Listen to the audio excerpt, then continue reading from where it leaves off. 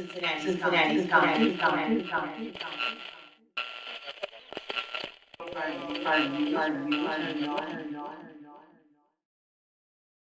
Industry Insight hosted by JaiAllDay. This is Industry Insight hosted by JaiAllDay. This is Industry Insight hosted by JaiAllDay.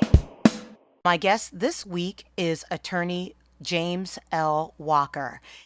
I know a lot of independent artists, at the level that they begin may not necessarily need an attorney, but when do you think, or when should an independent artist make that transition? Like you said, you're sitting and you're ready to sign a contract. Can you explain a little bit about what you then would do? Because I have very limited knowledge about what an entertainment lawyer does. I'm a little embarrassed to say. Can you share with me a little bit more detail about how you would help an artist when it's time to sit down at the table? Oh, sure. An artist typically would come in my office or email me and say, this production agreement has been forwarded to me from so-and-so production company or so-and-so label. I would then step in and start first figuring out if it's legit. That's the first thing I try to do is determine, is this really a legitimate offer? Or is this just somebody, working out of their house who really can't give the artist the financial resources to take the artist to the next level? Right. People are so anxious to say they have a deal that it's almost like your 12-year-old daughter when she gets asked to her first date with the first boy that says hi to her. Yes. And she's just tickled to death, and you see the boy and say, he looks like a door hit him. But she's all in love with him. It's very similar to that with our artists, that they're so excited to say they got a deal that sometimes they don't even check and see if it's legitimate and if it's the right fit and if the person actually has the funds to deliver on the deal. So what we try to do is make sure when we first come in, we ascertain whether or not the person is legitimate. Right. That's like the first thing you want to do. Once you get past the ascertation of whether or not they're legitimate, you then try to turn around and say, okay, this person is legit.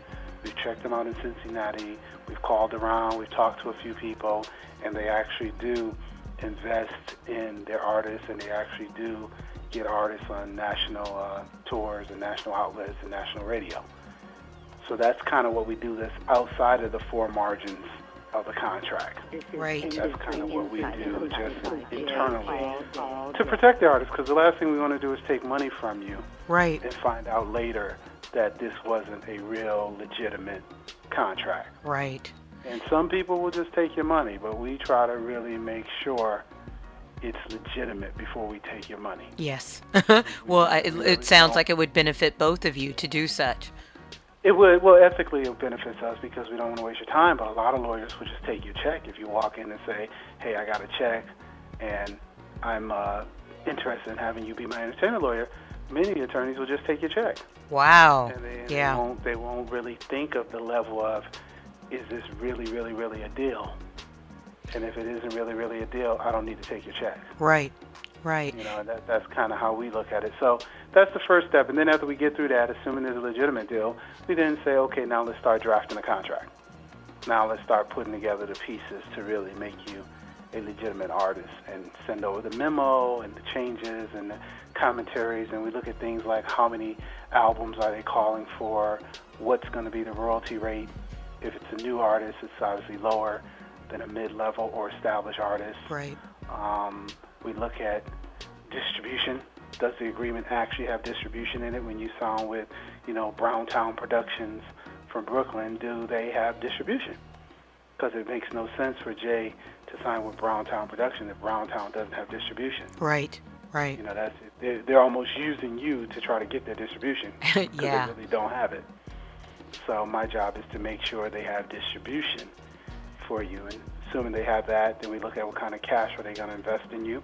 Right. We don't want you to sign a deal where, sure, he's a great producer, he has a studio in his house, he has a studio down the way.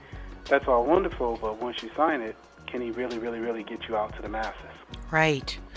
That's the question. Do you deal mostly with artists directly, or do you go through management? That just kind of popped in my head. I'm curious. It varies about 50-50. Okay. Okay. The more seasoned managers, they will come to you and say, hey, you did that deal for me last month. I got another artist I'm managing. Will you take them on? Right. And that always raises the umbrella of you can't represent the manager and the artist. Right. So you got to make sure you are strategically deciding which one is going to be your client. Right. Right. Because it's a conflict of interest for you to try to represent both. Wow, I didn't know that. I didn't really think about that. If they sign a waiver letter and say, we understand the conflict, but we both want to have you represent us, that's fine. But typically the manager has his or her interest and the artist has his or her interest and their interest. So you can't really represent both. You know what I'm saying? Effectively. Right. Oh, definitely. And typically you can't represent both when they're signing an agreement. You've been doing this for quite some time, and I'm sure a lot has changed since when you first started. Can you talk about what's one of the bigger changes that you've noticed, maybe going on right now with the involvement of the internet, and new concepts like 360 deals versus 10 years ago?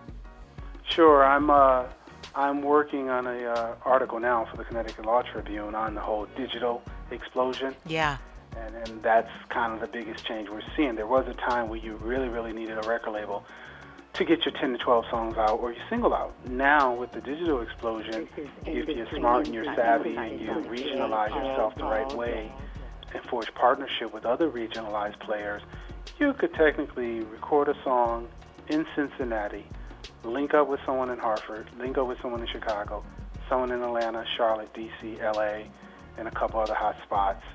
And in a matter of, a few days or a week, you could hit 10 or 15 of those markets just through the digital era that we're in right now. Wow, If yeah. you really sit down and think it out, you don't really need BET, you don't really need MTV. We all grew up on Yo MTV Raps, and we grew up with Donnie Simpson on BET. Yes, and sir. There was a time where you had to come through those mechanisms to make your success happen. But now you can really sit down and say, look, I think this kid is hot. I think he has the sound, the look, the bravado, the swagger, and the whole image that we can put him or her out there. Right. If you sit down and write out your business and your marketing plan, you can really, really, go full throttle. You look at Justin Bieber.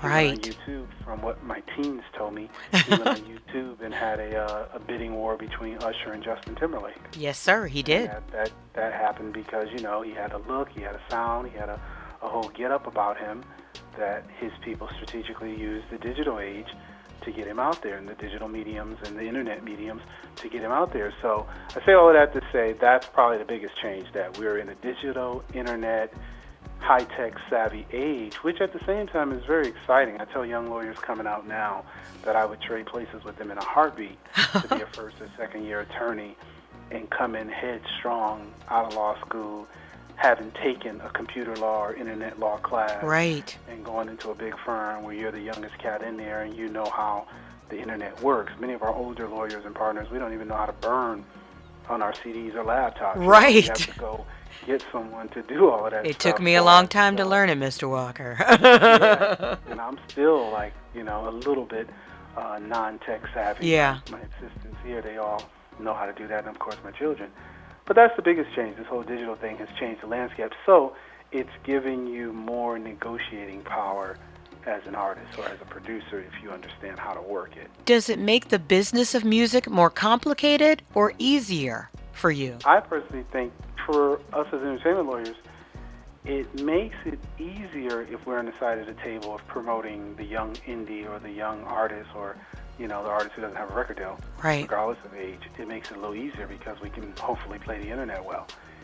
It makes it a little difficult in terms of lawyers eating because there was a time where you knew every year 6 or 7 major record labels were going to sign 10 or 20 people. So you had forged your relationships with Capitol, EMI, Sony BMG, Elektra, Atlantic, Motown, and so on.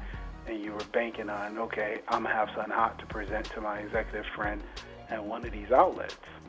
And now with the market down 20 to 30%, a lot of these outlets are not signing like they used to. Right. And a lot of them are really looking to see, like Justin Bieber, have you built your own buzz?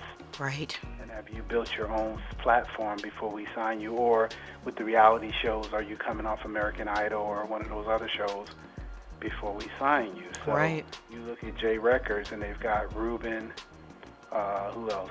I think Carrie Underwood, and I think Fantasia. A lot of their people are almost manufactured through these TV shows. Right.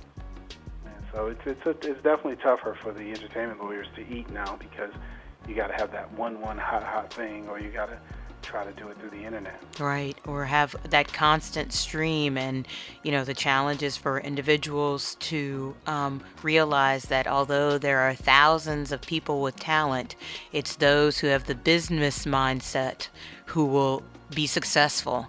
I have to take a short break, play some music. When we come back, I'd like to talk to you more about this business of urban music, which is appropriately the title of your book, as well as talk to you about why it's important as far as for you to give back. I've seen you, do segments on CNN. I've gone on YouTube and saw various times where you're speaking very openly and honestly during, in various mediums. I want to talk to you about why it's important for you to give back and share this information gained through your experience.